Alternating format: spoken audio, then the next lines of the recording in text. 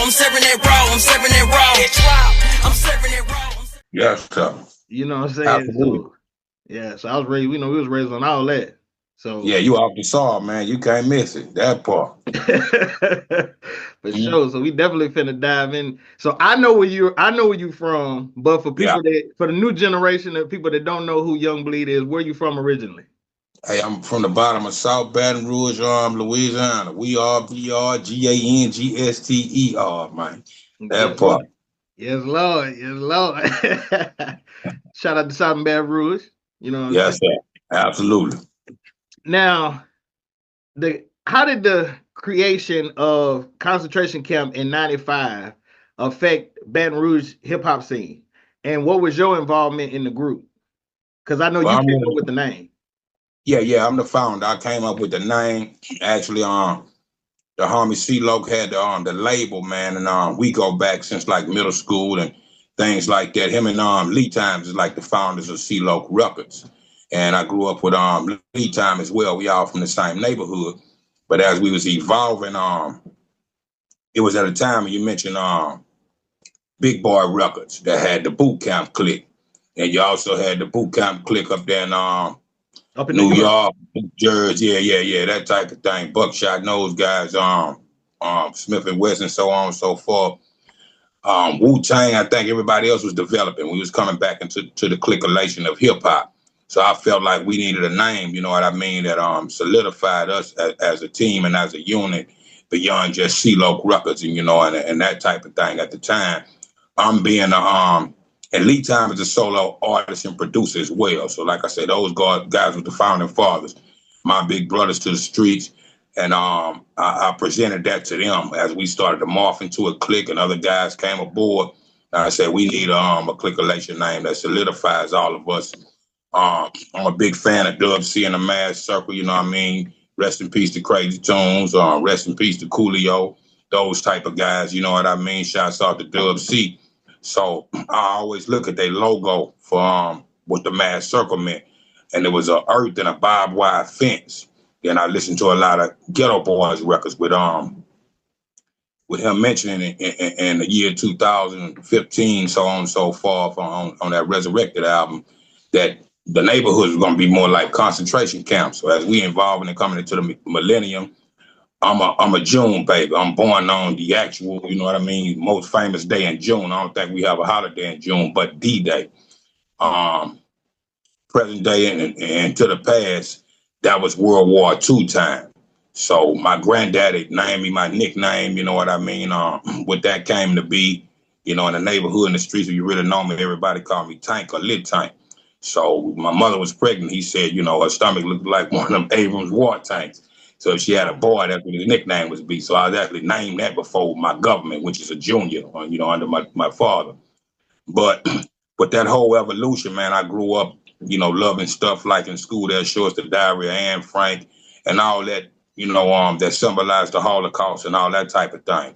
So when I looked at in relation to the Jews and a modern day genocide, I said it's like a concentration camp, the record company where everybody come together, you know, in that sense, in a positive way, opposite of what we know about the original Holocaust. So I said that was a good clicolation name for us, breaking it down, C-O-N apostrophe cent ratio count. You see what I'm saying? So for us, that was going in and out of jail and graduating out of school. It was a place that was a good in-between, like a purgatory between heaven and hell to decide what your future was going to be. So I felt like that met us as a family and as a clique unit and that type of thing. Presented it to the founder fathers and the rest is history. You know what I mean? They dug it and we've been running with it ever since. After you came up with the group, yeah, I know the first CD was a compilation. Yeah.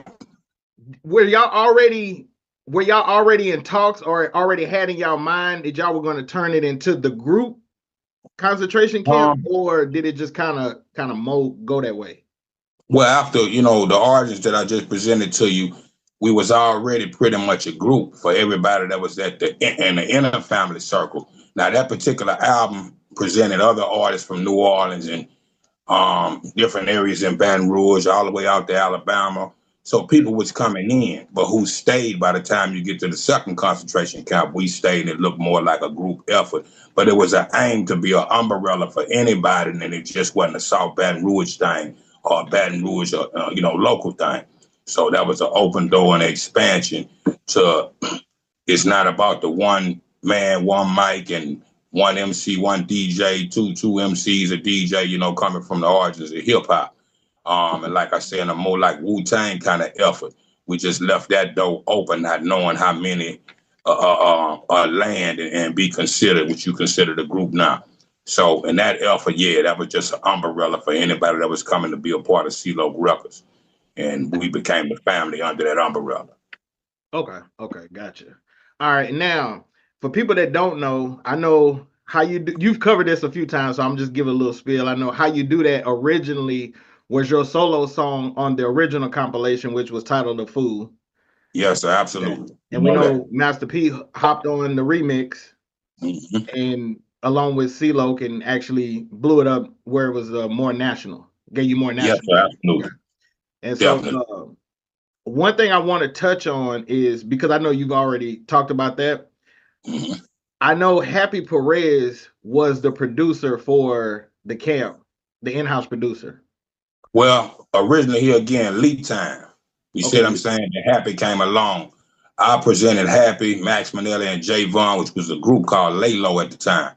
Was my younger homeboy from across the river, Irwinville, and that type of thing. They grew up and went to school together. Happy being an H-Town native, shouts out and free my guy, South Park Mexican. He come out of South Park, out of Houston, but his family had family origins in Louisiana. And I would meet him. It was like the first Mexican.